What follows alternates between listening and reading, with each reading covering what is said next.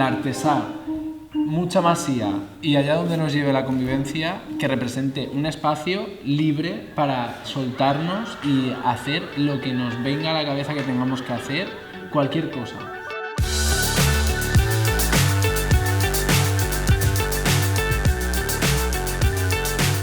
¡Fua! En plan, ir a fuego a por todo lo que se proponga.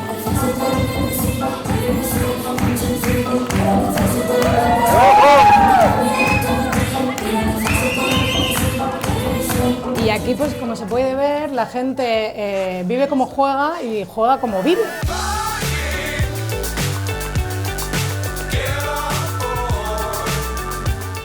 Jo soc l'Abriel Os, soc una de les cocuradores del projecte de l'Aula Zero, la convivència. La meva companya i jo vam decidir preparar, amb el suport per descomptat al Teatre l'Artesà, una proposta immersiva que fos un intensiu de cos, moviment i immediatesa, on es posessin en joc les dinàmiques relacionals d'una comunitat efímera però que busquem que sigui profunda. La implicación que habéis tenido cada una de vosotras, las ganas de aprender, también confiar, que es como lo más difícil, ¿no? Confiar no únicamente en el proceso, sino en personas y en la convivencia en general, ¿no?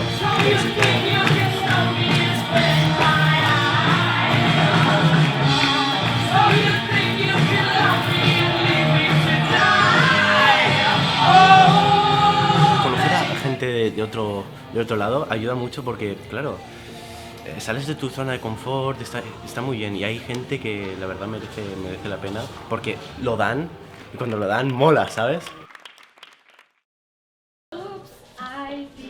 Again.